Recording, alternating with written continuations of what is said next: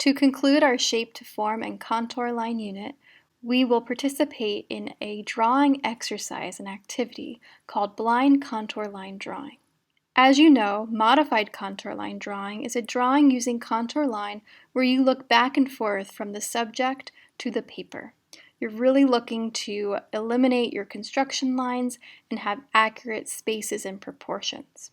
Blind contour line drawing is similar but very different. Blind contour line drawing is a drawing using contour line where you don't look at the paper while you are drawing. If that sounds strange and scary to you, I don't blame you, but I'm excited to share this process. Let's transition over to our document camera now to do a guided lesson on the process of blind contour drawing using our hands as a subject. Okay, so for this process you will need some additional white paper. I have a few pieces here, and you will actually be using a pen for this process and not a pencil. We're going to use a pen because we are going to create what we're seeing and we don't want to be able to modify it, right? This is called blind contour line drawing, not modified. So if I use a pencil, I'm going to be tempted to come in and to erase areas and fix them, but that's not what this is about. Blind contour line drawing is all about looking at your subject, really focusing in on your subject and seeing the details, slowing down and observing all those little details that make your subject unique and recording that on paper, right? It's not about the final product at all. It's about the process. So we're going to slow down. We're going to spend time observing, and our pen is going to be just like our eyes. It's going to travel up and around and stop at those details and notice each detail as we go. And I'm sort of like, my pen's going to be over here, but it's going to be attached to my eyes and it's recording those details as we see them. Okay, so again, for this process, you will need blank paper. You will also need a pen, and I would suggest even using some tape. I have 2 pieces of masking tape right here. I've actually stuck them to my jeans. I have a little bit of fuzz on them there, so they're not going to be too sticky and damage my paper. I'm going to encourage you to use the printer paper, the copy paper that I've given you in your kit. If you want to use lined paper, right, this is not going to be a final product. It's an exercise for us. So that way, please just don't use that fancy drawing paper for us, this activity. All right, so I'm going to put my additional paper to the side, and I'm going to tape my paper down. Let me look in the camera for a second, make sure you can see it. So I'm going to tape it down. Why do I want to tape my paper down? Well, I'm going to be drawing here and I'm going to be looking at my hand, right? But I need to move my hand far away. And when I draw, I don't want this to happen, right? I don't want my paper to move around. I don't want to do this either because it's going to be hard for me to see, because you use your other hand to hold the paper as you're drawing, most likely. So I want to make this comfortable for myself. I don't want to get distracted by my drawing paper and what it's doing. I just want it to be there. So I'm going to tape my paper down just to help me, and I'm going to pick up my pen and I'm going to get comfortable. So I should really be adjusting my body to putting my hand way over here off camera. My arm is all the way open towards the windows in the classroom. I really want to look that way instead of having my hand here, right? Or even here, because I'm going to be tempted to look. Remember, this is blind contour, meaning I am blind to the paper, right? I'm not closing my eyes though. I see a lot of students who get ready for blind contour and they close their eyes and they imagine what a hand is. That is not what we're doing. We are observing. We're just being blind to the paper itself, right? We're observing our subject. So in that case, again, I'm going to want to move my hand all the way away, but I think I need to stay here for you to be able to see it in the camera. So I'm just going to do my best not to look over here. On Zoom, when we do this live together, you'll see my face in the camera and you'll be able to tell if I look down or not. Here, I'm guessing you just have to trust me. So before I start drawing, I'm going to make a little plan for myself. I'm going to do a hand like this, just sort of open, a little bit natural, and I'm going to come up my arm. I'm going to see every little detail. So before I start, I just want to guide you through that process. I'm going to come up, over, up, and do you see my little wrinkles on my thumb? I'm going to get those wrinkles as I go. I'm going to get my thumbnail as I go, the curves, the knuckles as I go. When I come over here, I'm going to see the finger come over. I'm going to see the tip of my finger as a shape. I'm going to come down, do the next finger, seeing all the details as I go. I do not want to miss anything because I can't go back, right? All right, so here's the last time I'm going to look at the paper. I'm going to start down here to give myself lots of space. You're going to notice my proportions are going to be crazy off, right? I'm probably going to draw much bigger, much a wider hand or skinnier.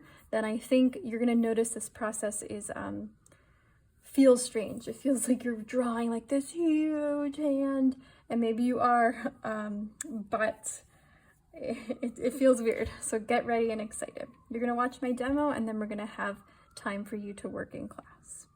All right, so here is where I'm going to begin right down here. You're going to follow me all the way around. I want you to pay attention to what my hand does, how my line quality is, and how long this takes us. You can see in the timestamp of the video how many minutes or seconds that I'm using to draw just this one hand. Okay, we ready?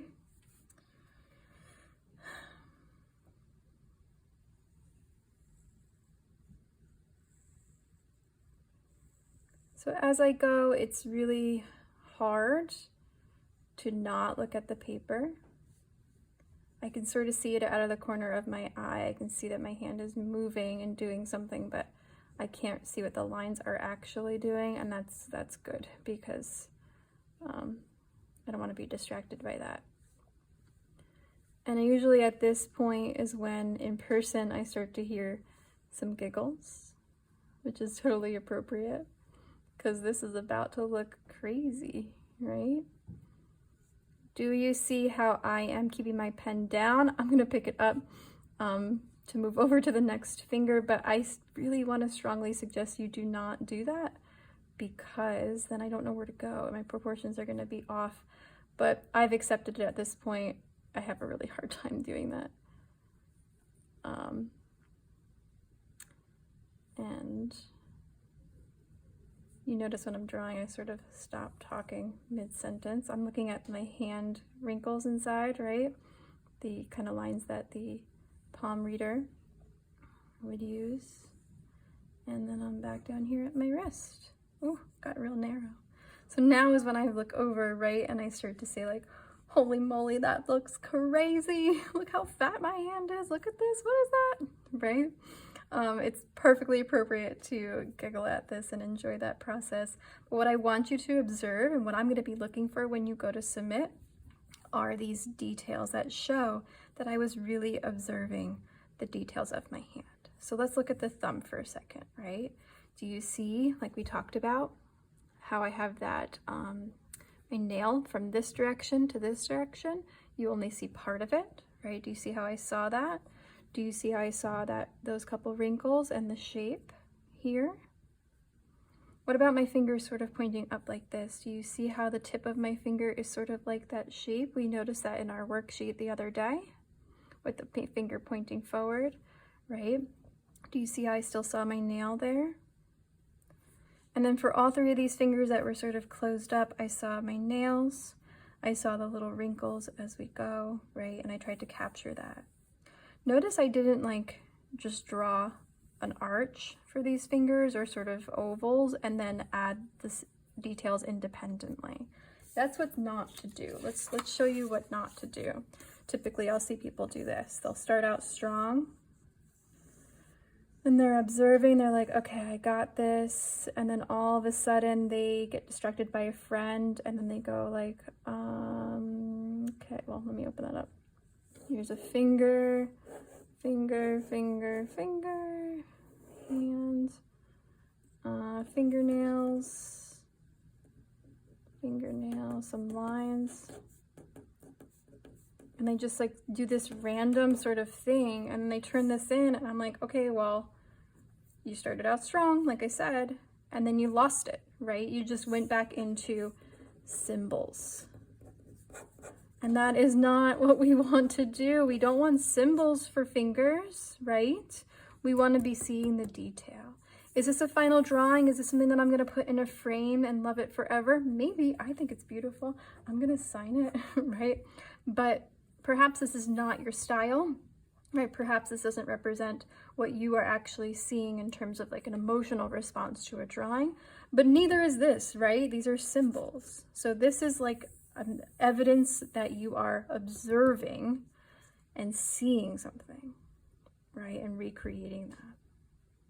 The hardest hand to draw is going to be a flat hand because we don't have much detail to do, right? I also want you to notice how, if I turn this over, I want you to notice my line quality. When I was doing this, I was really like keeping my pen down and connecting through that pen line, right? Connecting. I tried not to lift my pen. I tried to see the wrinkles as I was going, right? I see a lot of people, they're nervous and they sort of do this sort of thing. And they're like feeling it. It's kind of like if you close your eyes and you're trying to like go through the room, right? And you're sort of like feeling this. But in this way, you're going to get like a werewolf hand, right? Instead of what you're actually seeing. And that cleaner sort of line, excuse me. All right, I want to encourage you to get any details that make your hands unique.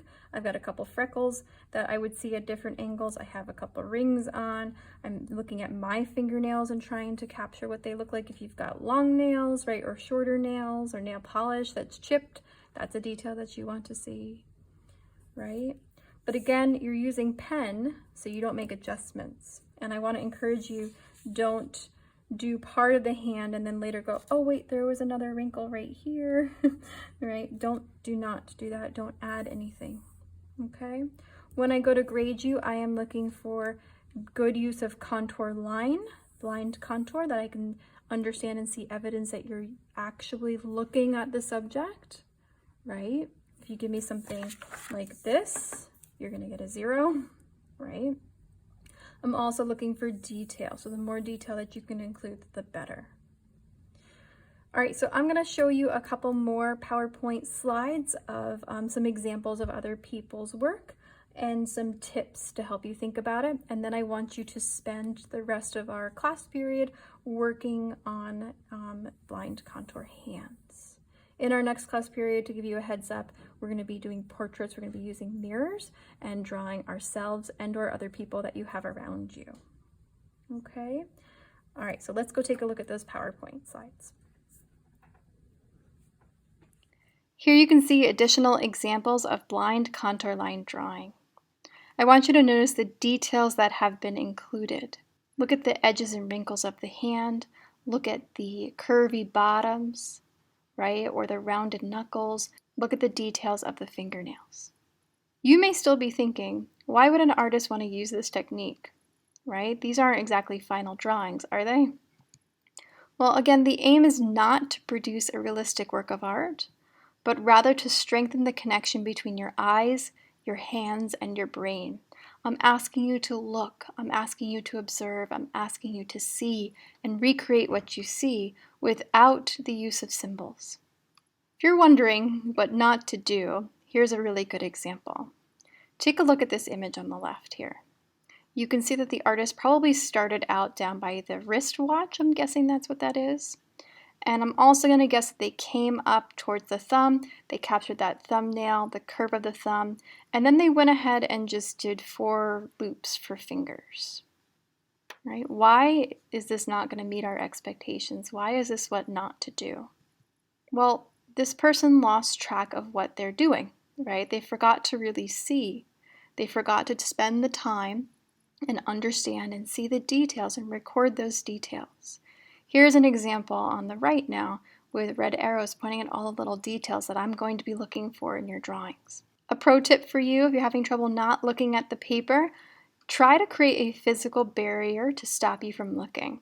This could be as simple as repositioning your body so it's harder for you to look at your paper, or you need to use something on the end of your pencil to sort of stop you from looking. You can see in these 2 examples that they've put paper on the end of their pencil, just like stabbed it right through to stop them from looking down, and that really helps if you're having a hard time. Here's some additional pro tips. I would encourage you to use continuous long lines in your drawing. Try not to lift your pen off the paper. Instead, allow lines to flow, following the form along the edges of your hand. I would also encourage you to go slowly, to look slowly, to draw slowly. One of the biggest mistakes I see in person is that people are just going so fast. They're glazing over details. They're just going for it. Slow down. Focus on the areas that you normally glance over. I also would want to encourage you to look for details. Remember, you're capturing edges only, but capture as much information as you can. See and record every edge, curve, line, wrinkle, etc. of your subject as possible.